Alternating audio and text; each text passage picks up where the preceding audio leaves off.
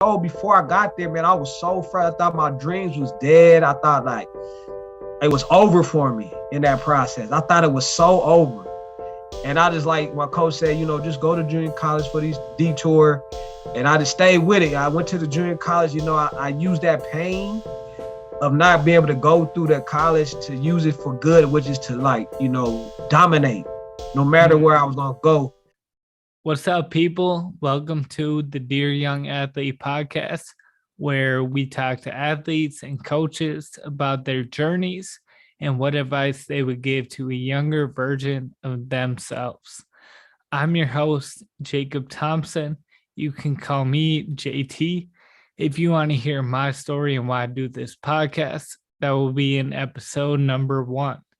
But enough about me. Today, I have a very special guest. This man here today, he is a husband, he's a father, he is a former Division I football player and junior college All-American football player. He's a coach, he's a trainer, he's a church planter. I don't know if there's anything he can't do. He's an entrepreneur. Above all that, though, he's a man of God, someone I've known personally, I've coached with. He is my friend, somebody I look up to. Without further ado, Roger Ross. Roger, what's happening?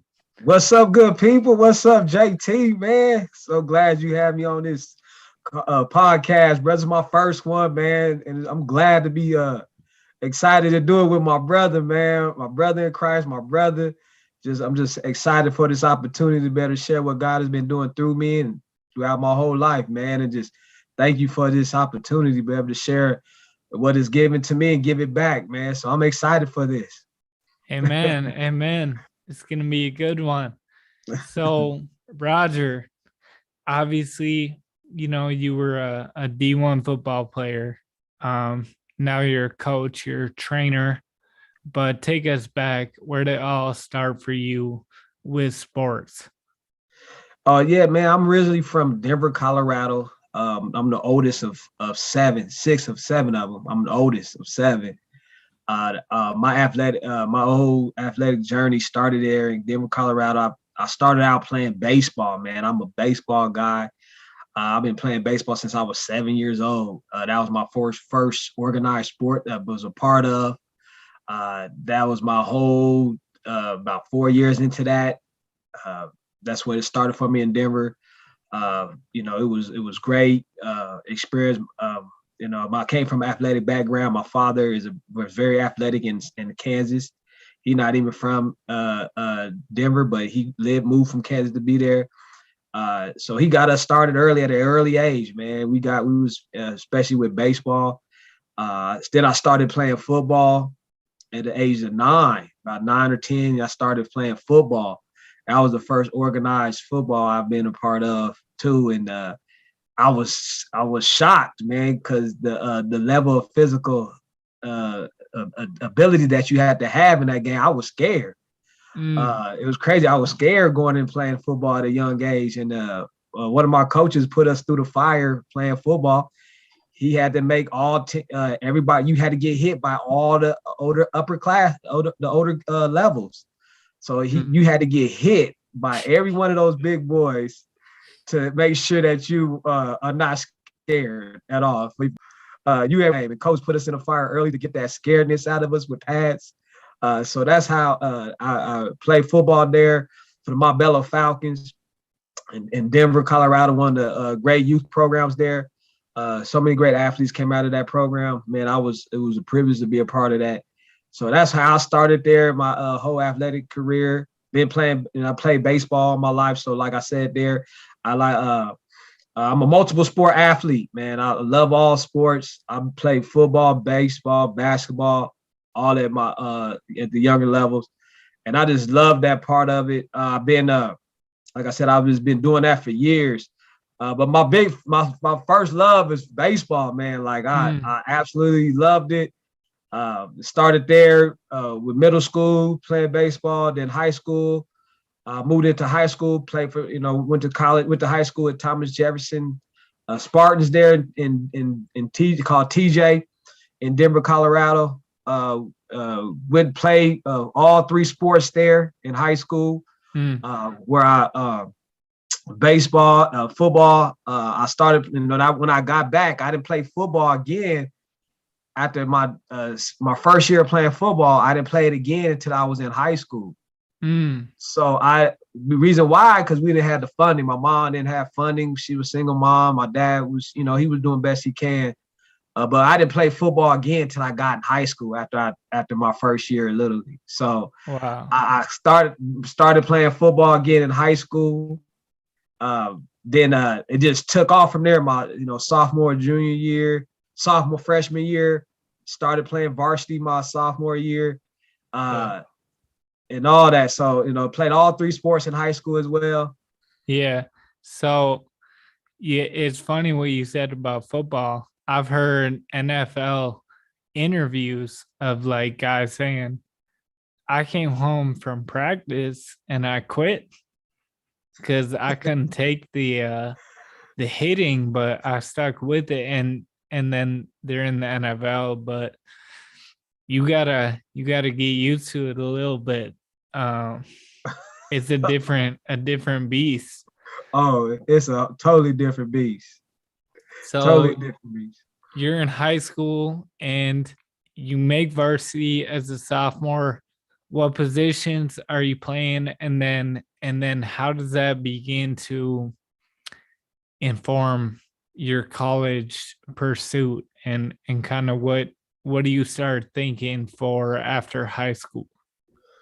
Yeah, so I grew up playing wide receiver. I was playing wide receiver in middle, and when I was little league, then it just translated into high school. Played wide receiver. I was a punt returner as well. I made the debut. There was these upperclassmen that I, coached. That was good, but I coached liked my abilities, the quickness that I had. He wanted to play me. He played me as a sophomore in varsity on football, but I played. Going back to that, I played baseball as a varsity as freshman. So I was a freshman playing varsity baseball. I didn't even, so that was, like I said, it was my first love, and then baseball was like going there, and then football was the first sport I played in high school because fall sport. So that's what it turned into, and I had a great coach, man. I had a great coach that truly believed in me, man. Like, I wanted to work and get better, but he saw something in me that the drive that I had to keep getting better. And, so that was playing wide receiver, learning. His name, one of my wide receiver coaches, Tony Lindsay, and my head football coach was Coach Oliver Lucas, man. These are big time coaches that took over the program and kind of helped mold us as men and shaped us. And he was he was able to get a lot of colleges to come to our school to come watch us, play, which was powerful. And that's when I had the opportunity to be able to show my talents in practice, man. Like, I'm a big time practice player, and I believed in practice. So I wanted to perfect my craft. So after he gave me an opportunity, man, I started to run with it, and it started over these upperclassmen, and I started, playing, sophomore, and then, making all state as made all conference as a football player, made all conference all 3-4 years in football, baseball, and I made all conference, all state as a football player in high school. So that was a great journey, a great experience for me that I was like my athletic journey. How it happened was that it's just, the tenacity to, keep going and playing at the highest level was at the high school level to give me that opportunity to show my abilities to play. So that was huge. And I played basketball for about 3 years. I played basketball for 3 years in high school. I played as a sophomore and a junior. I stopped playing my junior year because football and baseball was the major look for me, so I stopped. Even though I was playing varsity played varsity as a sophomore too in basketball. So I went to school. I just left when Chauncey Billups was there and all that, so that was a great Dang. experience to be around that. I stopped playing. I had to pick and choose some sport. But I had football and baseball was my major two sports that got me to the next level of my life, which was college. So you said something like that I think is important because you talked about a combination of your coach giving you opportunity and seeing your potential, but also you having work ethic and tenacity. And man, when you show up every day and you give everything you have, it's a lot easier for people to give you an opportunity, man. So I would tell that to young athletes, like, man, if you show up, you give it all you have, it makes it way easier as a coach to be like, okay, I'm going to give him a chance. How does the college process look for you? You got football, baseball, obviously successful in both. Where do you go from there? Yeah, man, I was, like I said, the success. I was all state 3 years in a row in baseball. I was all state 2 years in a row in football. So man, but baseball, crazy. I almost got drafted out of high school. I went to a couple of tryouts to like Reds, Brewers, and Braves. I was invited to come to just try out, man. So that was like a powerful experience just to be able to do that. But I could have went college playing baseball, but man, it was something about football. When you have a bunch of brothers, man, and that drive, and I was getting D1 looks for football. I didn't really get any like D1 offers for baseball or anything like that because I think they must have knew that I had a great opportunity to play at the highest level in football. So if I really wanted that, coach would have probably got me, my baseball coach, because Coach Chuck Gilman was a great mentor too for me. And that's the thing, man. I would say I had great mentor coach. I had truly great coaches that just absolutely believed in me. And they knew where I came from. They knew I came from a hard area. They knew where I came from, a tough, really tough area with a lot of gangs and shooting. And they really just, piggybacked on us. We had one of the high schools. I was in the suburbs, but you could go to a high school that was able to take you. So that's where I end up doing that. But man, it's all short story. Long story short, man, I just all of the football opportunities started to come in, man. So that's how that came. And then, man, the one of the barriers to help that got me to college that I kind of didn't go well for me because it was tough at getting to college. I had all kind of full ride offers in my hand, but back in the day, SATs and ACTs was the key. I had good grades, but my SATs didn't had to reflect that. So if you had a lower GPA, your SA and ACTs had to be higher. So unfortunately, I had a full ride scholarship to go to all kind. I had Texas A&M. I had Oklahoma State. I had Missouri. I had all kind of D1 offers. Kansas. All kind of D1. Texas A&M was my favorite offer, but Kansas, they stayed with me, so they was supporting me in that whole process. But I couldn't go straight to college out of high school because of my SATs and ACTs. Man, I had horrible test scores. And I at least took the ACTs and ACTs like at least 10 times. And I still couldn't pass. So I had to go the detour route, which is junior college. So that's how I ended up going to junior college. And one college that stood with me the whole time was KU. I went to Garden City Community College. That's why I played football for those 2 years there. Where I was the first 2-time All-American. But man, before I got there, man, I was so afraid. I thought my dreams was dead. I thought like it was over for me in that process. I thought it was so over. And I just like my coach said, just go to junior college for these detour. And I just stayed with it. I went to the junior college, I used that pain of not being able to go through the college to use it for good, which is to like, dominate no matter where I was gonna go, because I was so in pain about that. It's interesting for you that you were really trying, like, academically. Your grades weren't the issue, and you took the SAT over and over. For other people, it's like they may have all the athletic talent, but they're not trying academically. But that wasn't even your story. And then it's cool to see, like, you were in a place you easily could have gone two ways. You could have gave up and just said, "Oh, um, my dreams are crushed."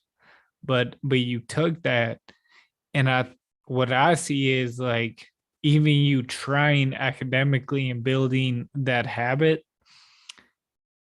I think probably strengthened your character to help you be like what you said, like, okay, I'm going to junior college. Well, I'm going to make the most. I'm going to dominate, graduate, and keep living. And man, look what happens when you don't give up. Most definitely. And it's crazy. That's crazy, man. Like, yeah, well, you don't give up, but also it's this, you have those distractions, you have those things in your life. Like even right after junior college, I had to pass an English class of paper to go to KU. I had to take English twice in order to get to KU. So I finally had to write a paper to pass to get to KU. So like I was frustrated. I was like, dang, why does this keep happening to me? SAT, now I gotta write a paper that's gonna help me. And I wrote the paper the first time, didn't pass. So I had to retake English again. And I finally passed it. But that's how I got to KU, because I had to pass that English in order to get to KU. And I know now you have a master's degree and you're working on another master's degree. So anyone that hears this that's struggling in school, man, look at that. That's amazing.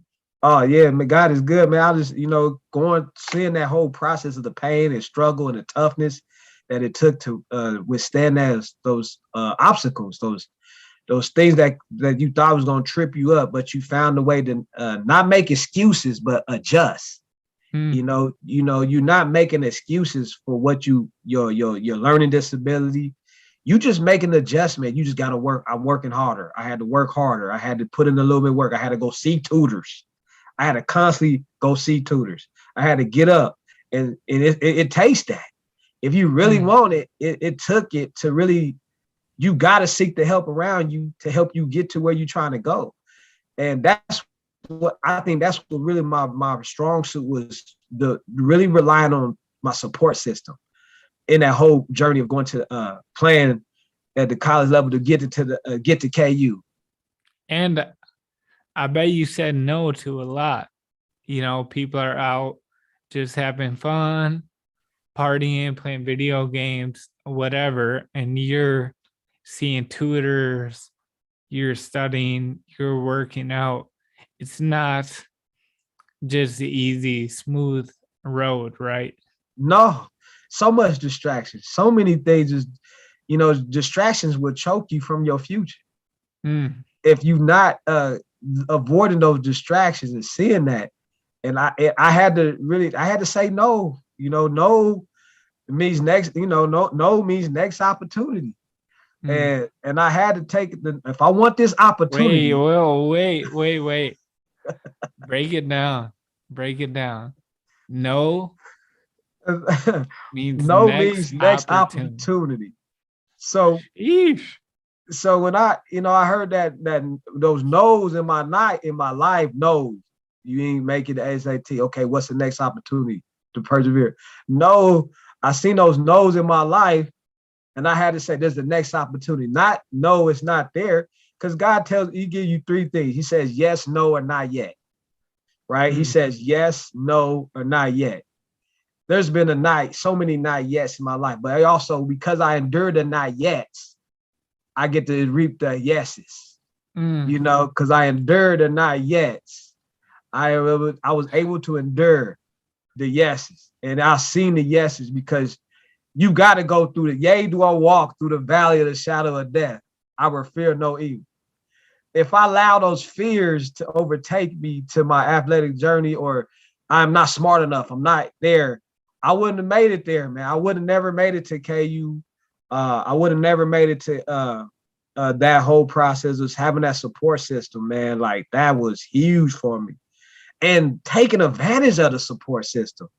There's too many, athletes that are so prideful for help, that they're choking themselves out. They're taking themselves out because they're prideful for help, which I saw help is like, if I'm going to get to where I'm going, I have to break down that pride and ask for help.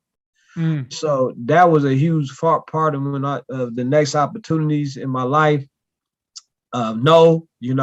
So that happened there. So I ended up playing football for University of Kansas, man, for 2 years. I was Big 12 honorable mention, all Big 12 honorable mention as a punt returner / wide receiver. So I made Big 12 honorable mention, man. So I didn't allow those distractions or that detour to stop me from where I was headed me to there. Yeah, I had to go a different route, but I had to go a different way. It just took longer than most people. But sometimes God has to take you through those different routes so you can get the full experience, so you can help somebody the same way the journey. Because and there's a lot of people in my shoes. There's so many athletic. When I was in junior college, I played against some of the best athletes in the world that didn't make it because of their grades. So being a part of that whole experience was great for my athletic journey, man. It was good. Being the first 2-time All-American in junior college in Garden City history, first 2-time All-American. And I don't really talk about that, bro. Like, I didn't really literally start talking about my accomplishments till about 2 years ago, bro. Yeah. A lot of people didn't really know I was really like that. I was that dude. Nobody, because I was just trying to be super humbled and just trust God in that whole process, man. I was just too humble sometimes. Now they have Last Chance You on Netflix. Yeah, but that was you. Hey, that was straight me. You would have been Last Chance You for real. Man, so you're playing at Kansas. You're all Big 12. I mean, take us through a little bit, just like what that was like and what it meant to you, and kind of what happens after. Are you trying to go to the draft, or what happens there? No, I mean, like I said, going to Kansas, I was the first one in my family to go to college between my mom and dad. So, I really relished that moment, man. I didn't want to waste no opportunity there. Going through that whole experience, man, it's like a 40-hour job when you go to college, man. They got you, they paying you all that money, full ride scholarship, to keep making sure that you are doing the things necessary. They put all that money into you. So it's like a job. You got to get up in the morning for weights every morning at 5 or 6 o'clock in the morning. You got to get there, go there. Then you got to go to school. Then you got film session right after school. Then you got practice. You got food in there, eating. You got study. Then you got tutors right after practice. So your schedule is thick. Your schedule is straight to a T. About the time I'm done, that's like almost an 8-hour day job. So like some people would, when you that opportunity to play at that level, man, and to be a starter in Big 12, one of the best conferences in the country, you really got to bring your A game. You really got to outwork people. My mindset was nobody will outwork me. That was my whole mindset. I always told myself nobody will outwork me, and I would get up, man. I would run routes. I would do extra routes running, man. Quarterback, wide receiver. I would do that. My dad, I came from an athletic family, but just because they was athletic don't mean I was going to be athletic. I had to, there has some genetics in there, but if you don't sharpen that pencil, it's going to get dull. Yeah. So I had to sharpen that. I had to sharpen my skills over and over. Yeah, it was in me, but I had to make sure it stayed in me and work and outwork. And plus being 5'6", 5'7", man, 5'7". I'm the shortest player in college, one of them. So my size was looked at the whole time, even in junior college. Nobody thought I would be pretty good because of my size. Mm-hmm. You know, you already got a mark against you because of my size. You know, I was 5'7" wide receiver, punt return, and you know that's what happened in that whole process. I had to always prove myself. I had to prove myself. Nothing was given to me. Oh, this 2-time All-American. I went in there like, dude, nobody would outwork me. I don't care what I was. I didn't feel privileged. I felt like it was a right to put in the work. And that was my mindset. I would outwork you. I would take advantage of my tutors opportunity. That's free money. Plus, man, I didn't want to come home. I didn't want to come back home to Denver because that was growing up there was tough. So I was like, I'm not going back home, whatever it is. I got to make sure that I do everything I can to not get kicked out, to not do everything I can or fail in my grades. So I had to stay on top of that and outwork people. You know, staying after practice, running routes was huge for me, and then punt return. So that experience, man, taught me really how to be a man. You know, responsibilities. You really had to grow up on your own, man. You really had to grow up and depend on that support system. Like I tell everybody, if you are getting if you in college and you a full ride scholarship or even that, you have no excuse not to fail, not to graduate, because they have every resource available to you. You know, so I took advantage of every resource possible that the college KU gave me. I think it's one of the best colleges when it comes to just believing in the people. They believed in you as an athlete. They saw you more than just an athlete. Because, you know, there's organizations out there that don't even see that. They just see you just an athlete. But they saw me as a leader. They saw me as an example and a role model. And they believed in me. So, but it didn't start unless I didn't believe in myself. Because if I didn't believe in myself, nobody else wouldn't. So I had a belief system. I had a confidence about me that I don't care who you is. You 6'7", I'm still going to outwork you. Because my hard work don't lie. You know what I'm saying? Hard work don't lie. And I was a big part of that for my whole experience, man. It's like I had to put in the work extra because I was short. I wasn't the quickest either. I had to put in the extra work. So that whole experience taught me to really accountability, just really go at it, you know, really go at it in that whole process. So then you graduate, you know, do you try out with anyone or? Yeah, so I had the combine. So we had the combine. I didn't get invited to the big combine, but you know they had combines for your college for KU. So pros would come in there. Pros would come to the campus to evaluate you, see if you have potential to play in the NFL. Man, so before that, I was working out hard with another trainer. Man, I ain't never felt so much in shape in my life. I ran so much faster than I ever ran. I ran a 4.4 flat ever. Man, you know, I was doing that. But man, the crazy thing happened to me. Look, another detour, another thing happened. Man, I had caught hives before the combine. I got hives. I broke out in hives 2 days before because I was super nervous. I was super geeked because I don't know what was going on. And I was so weak, everything. So I went out there. I performed good, but I wasn't at my best because I had caught those hives. So I didn't think it wasn't a good showing. I mean, I was running. I ran quick. You know, I did all the things they had me to do. But it is what it is. It just didn't go from there. So I didn't, and plus we was going through coaches transitioning. We had a new coach come in. I didn't really get an idea of what's next for me. Should I go play in Canada or anything like that? So nothing happened there. So like after that combine, I felt like my pro or NFL dreams was like done now. I started getting heavily involved in church right after that. So I started really getting heavily involved in church after that whole experience. So I didn't really go anywhere because I didn't have nobody to mentor me and say, hey, go here, do that. Or I had to have an agent or nothing like that to mentor me because we was going through all this transition. So I think that was, God's way of saying, okay, it's time to, put it up a little bit or something like that. Yeah, it's hard, you know, you might get one shot, Yeah. you have that one pro day and you get sick or you have a bad day. I mean, you maybe still could have tried to pursue tryouts and this and that, but it's just when you get to that level, you might, even if you make an NFL team, they might put you in one play in the preseason and that's your chance. It's Yeah. just crazy how cutthroat it is.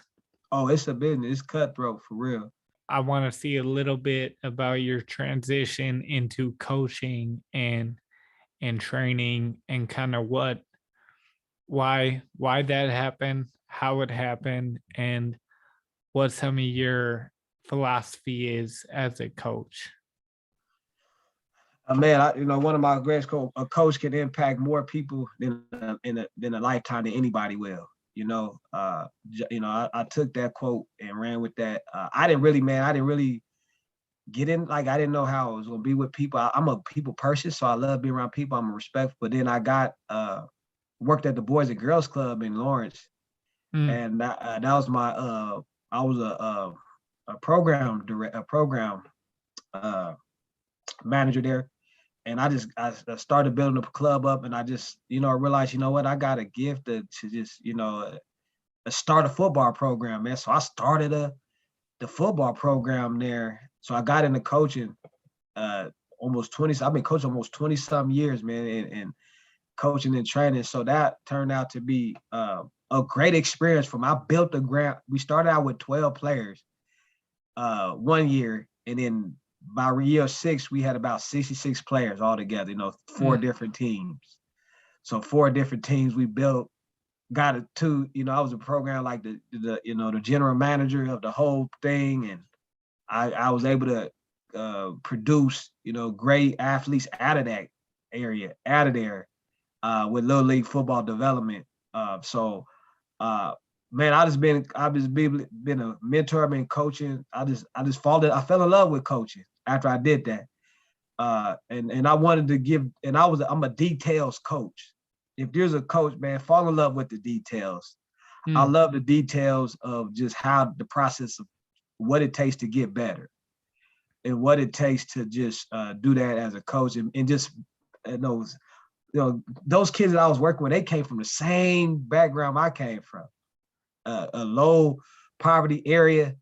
So I was like, this is my opportunity to give back. It wasn't in my own hometown, but it was a hometown that struggled. I saw those kids struggle just as much as me. So I decided to make Lawrence my home. I didn't move back. So I stayed in Lawrence and just really worked with coaching there. Coaching, man, coaching is a different beast, man. You got to make sure that your private life matches your public rewards. Okay. Kids feed off that, man. Like, they sense your spirit, they sense your attitude, and then God checked me. Look, you about to mentor these young boys, and who's gonna be a light for them? So that's what triggered. I don't want them to fall in the same trap. I want to give them the opportunity that was given to me. So that's when I fell in love with coaching. Like I said, I'm not the smartest guy, but I am going to outwork and like learn and depend on people that's smart, that does it better than me. I got so many mentors I talk to when it comes to the coaching game. And I would say all these young coaches out there, man, get you a good mentor coach, man. Like, drop your pride and ego and just really go and talk to people that do it better than you, learn from that. So I took that, man. We went in my little league. We had a couple of championships. I coach baseball, man. I have a state championship in Minnesota for baseball. I've been coaching there. So I've been coaching for a while, but I stopped coaching about almost. So I've been coaching. So I stopped coaching in about 3 years ago, maybe 4 years ago. But I really wanted to give my passion into training development, like development. I see a lot of when we were growing up, we didn't have a lot of this technology. So we was constantly outside, and you was going up against the air. You was constantly doing moves against the air. You know, you was catching rocks. You was catching little bitty things that help you with your eye coordination. Now you gotta, you know, a lot of kids are just stuck inside. So I feel like, you know what great way to help, you know, those that don't really get opportunity to learn how to get better. You know, so like I wanted to give a one up, just work on skill development. That was my specialty. Well, I love seeing things go full circle. And, you know, in your life, you talk about coming from a difficult background, but your coaches just being a stronghold in your life to make you into a man. And even your journey being so much perseverance and not a smooth road.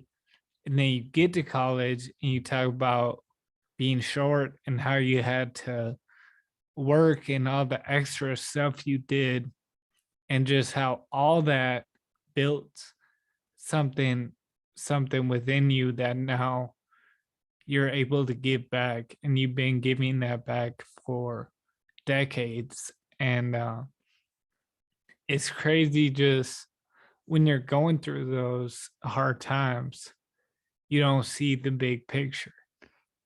And now we can look back and say, wow, like everything you went through prepared you for something that was meant for you. Oh, most definitely.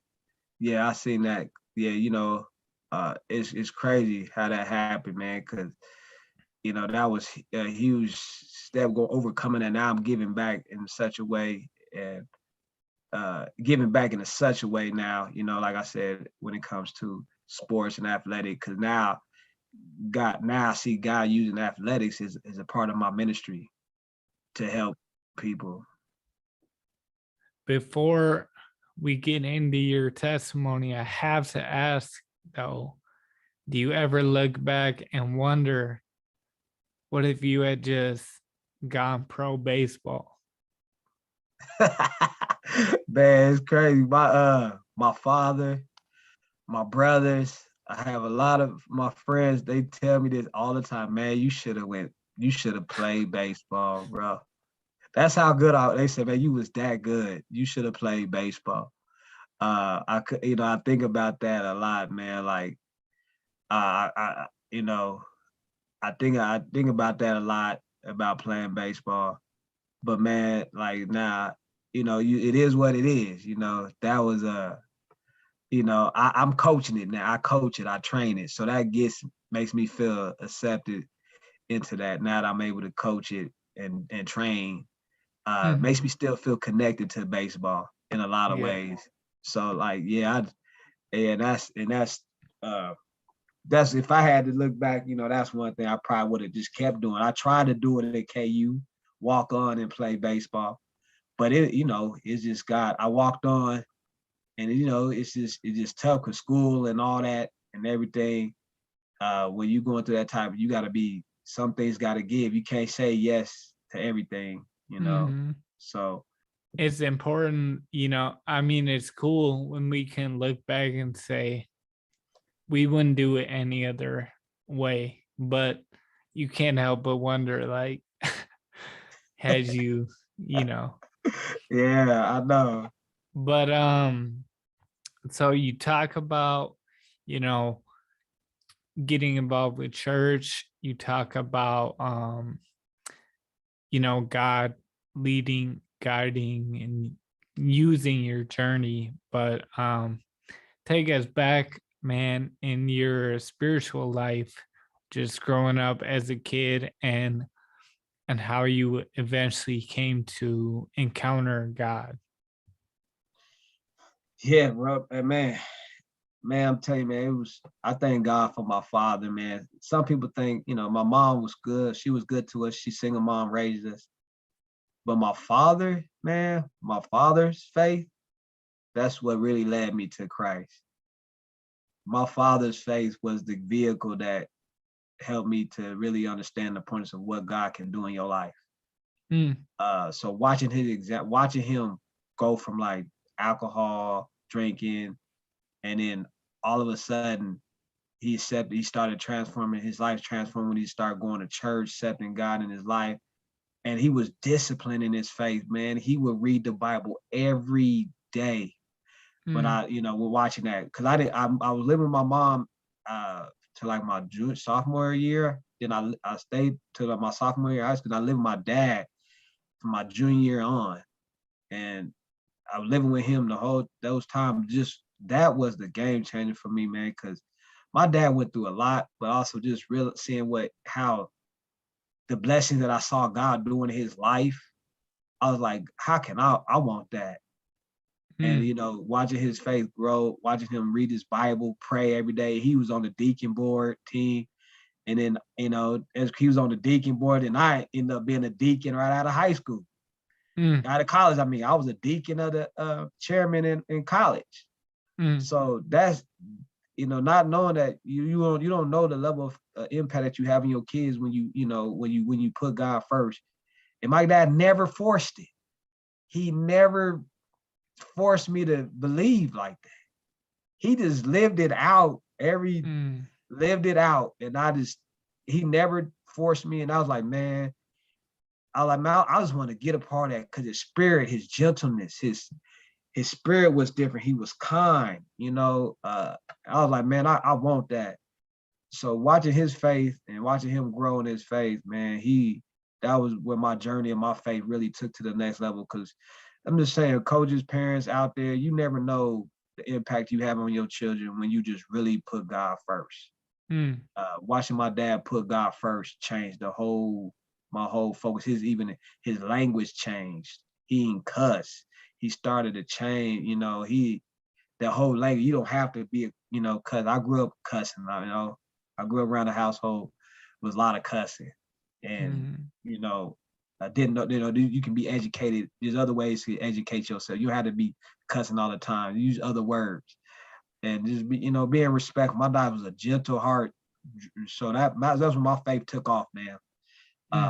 And I use that in college today. I use that in college. I read my word every day, especially watching him in high school doing that. So I did carry that over to my college life. I carry that over to every part of my life.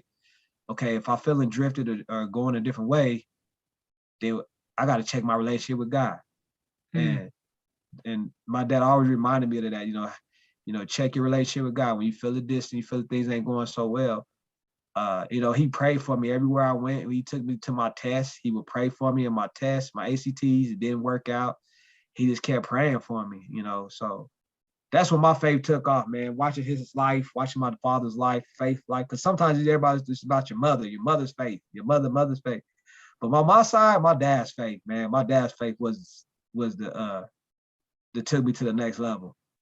That's cool too, because it feels like, you can almost fake it for everyone except for your kids and your wife. Like, you can be out in public and seem real godly, but your kids and your spouse, they're gonna know for real if you really are godly by how you act in the home. And it's cool to see, like, your dad, it was authentic because you, as his son, you can testify, like, I saw this man live this out. And I think, like you said, man, if you're a parent, you're a coach, you're a teacher, you're somebody who has daily interaction with other people, like, you could really have an impact just by being godly and pursuing your faith, man. You don't know how it's gonna impact your surrounding. So that's cool. Sure. Yes, sir. And so now you're a minister. Yeah. Right? Now I am I was I'm a minister, man. Everybody's a minister. But everybody's a minister. But now I'm like a pastor. Started, I'm in this process of starting a church plant, man, on a native reservation. in Turtle Mountain, me and my wife. My wife is from here. I felt the call. My wife didn't. She was like, I don't know about you. I ain't trying to go back there, but I don't know. But I kept hearing God say, we got prophesied over one day. And they said me and my wife will be over a native community for doing something. And we didn't understand that. We were like, I don't know what that means. But now I realized that God was calling us back to the reservation to help, young people grow in their faith and just continue to help everybody, be an example, be a good marriage couple that God do honor marriage and God still works through marriage. And like being that light, man, that was a huge part for us, a minister. Now, like I said, I got my master's in coaching and athletic administration. That was my first one to do that, first one to go to college to do that. And then now my master's, now I'm pursuing my master's in Christian formation at a North Park Seminary. So to help me, grow, I'm not going to school, man. I don't like school. I'm all this learning. I'm gotta continue learning. You gotta continue learning. You can never stop learning. So that's what God's been working. You gotta keep learning. So going back to school, man, which I did not want to do. Yeah. But the blessing, the opportunity came open that, we was be able to support me to go back to students to get more education on learning how to become a pastor, man, or just learning how to start a church plant. And it's been slow. It ain't been, it will get there. It's been slow through the pandemic and stuff. But we're moving, God is moving. We starting a church up here, and I found a way to connect athletics, fitness, and faith. I'm connecting that fitness and faith together. So my business, I like I said, I'm an entrepreneur. So I got my own business right now. It's called Double R Sports Training, faith-based LLC program where I really pray for my athletes before we train. Man, I pray with my athletes. I believe in power and prayer. I believe in honor the creator with your gifts and talents. Because if you don't do that, he ain't gonna increase. But I know when you give it back to the creator, he increases. So I found a way through my church plant to help me partner, to help grow the faith and fitness side of it, and to grow in that, So that's what I'm doing right now, man. It's been a struggle, but hey, it's been a blessing. I love it. Hey, my encouragement to church planters is after 3 years, Jesus had 12 followers. So I mean, if you have anywhere near that, you're doing fine. Amen. So, I love it. So I ask everyone this question. Part of why I made this podcast is the idea that I grew up thinking life was all about sports, but now I know sports are all about life. So I'd like to ask people, of the many lessons that you learn playing sports, what's one thing you would say you could take from sports that has impacted your life beyond sports? Man, if there's one thing that stood out to my whole life, man, is tough times don't last. Tough people do. Okay, tough times don't last. Tough people do. But tough people understand that keeping God first is in everything you do will last. So that if there's one thing I would say, don't let the tough times break you. Don't let the tough times suffocate you. Don't let the tough times steal your confidence. Don't let the tough times block you, blind you from fulfilling the purposes that God had for you. And no matter what it is, God loves tough people. God is no punk. He is tough. And Amen. And we got to endure that tough times. You face him. Because that's when your character is revealed. And your character is revealed when tough times. You want to know a lot about a person, see how they manage when tough times are happening, how they manage that, how they go through that. And that's been for me, but in my life journeys is that, man, I didn't allow the tough times to derail me. I kept God first. no matter what. Yeah, there's some days I would cry and I would always ask God, why me? Why this happening? Why? But God would say, why not you? Mm. Why not you? You've been through too much, man. I've been through a lot, man, from being abused to a lot of overcoming so many different situations that I didn't thought I would never get out of. But by the grace of God, I'm here. So like I said, don't let tough times break you. Tough times don't last. Tough people do. So, and that's one thing I would say, keep pushing, keep enduring, and keep the creator first. Keep the creator first in everything you do. Because he got you. The problem is we leave him, but he don't leave us. But we leave him. And that's when you leave him, that's when these things will start to get worse. But keep him first. He would direct your path. The subtitle of my book is Your Trials Aren't Meant to Break You. They're meant to make you. Man. And I feel like you just summed that up. So you're on the Dear Young Athlete podcast. You have to complete the statement, Dear Young Athlete. What do you want to say to a younger Roger, to your players, your trainees? Go for it. Dear young athlete, don't let the naysayers stop you from fulfilling your dreams, including yourself. You must apply the 3 Ds in everything you do. Discipline, dedication, determination equals a winner. When you apply those 3 Ds, when you don't let the naysayers of a test, when you don't let the naysayers of thinking you come from a bad family, don't let the naysayers tell you that you can't make it. Don't let the naysayers you too short, or you're not fast enough, or you're not smart enough.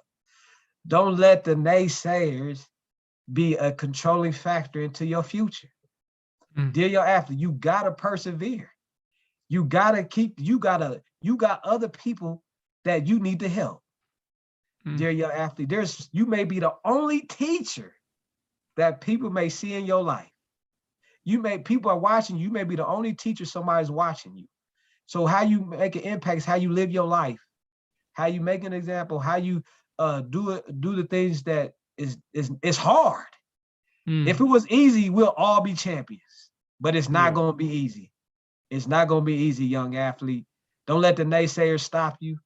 Keep going. Don't let your color of your skin or whatever it is to stop you from fulfilling the God's purpose in your dream. Because what? No man can break you, and no weapon formed against you shall prosper. And I just want to tell that to any young athlete. No weapon. God got you. So don't let the naysayers stop you. Don't give up. Don't quit. Because you may be the only one, or your life may be the only life that someone sees to make sure their future has been fulfilled. So, make an impact, be the best you can. Don't let the naysayer stop you. And you said sometimes the biggest naysayer is yourself. Me versus me. The biggest naysayer is you. If you get out of your head, if you get out of it, you in the mirror. You fight. It's me versus me. And then when you think about that, you get in your way.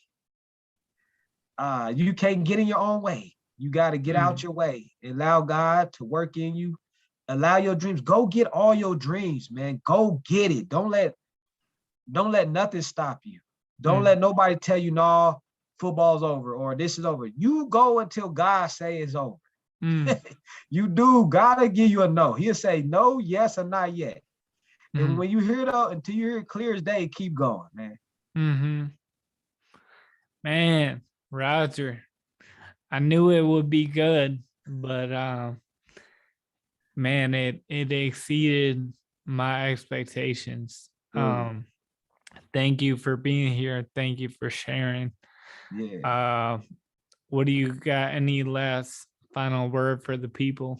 Yeah, my last thing is like, look, y'all, you can't be your best self by yourself. You need good people around you. So getting your support team. I'd rather have 4 quarters than 100 pennies. I'd rather have 4 solid friends, people that are gonna tell you yes and tell you no. I'll say, you can't be your best self by yourself. Get you a good support team. Get around people with high character. Get around people that got the same big giant goals you do, because that's gonna be the key to overcoming a lot of things in your life. Getting around people that really support you to see you want to reach your dreams and goals. So that's kind of, you can't be your best self by yourself, man. So just want to share that. Good for word. Sure. Well, man, I appreciate you. And like I said, man, that was great. Thank you. Thank you, JT. Love you, man. Love Appreciate you. Hey, thank you so much for listening to the Dear Young Athlete podcast. Make sure you check out our website linked in the description and find out how you could bring Dear Young Athlete to your team or your group. Check out our merchandise and use code all caps DYA20 and take 20% off your first order. Also, consider partnering with us on Patreon. You'll get regular discounts, you'll get exclusive content, and you'll be supporting a great movement. Wherever you're listening, make sure you follow and leave us a review. It really helps the algorithm and helps this podcast reach more people. Thank you so much, and we'll see you in the next episode. Peace.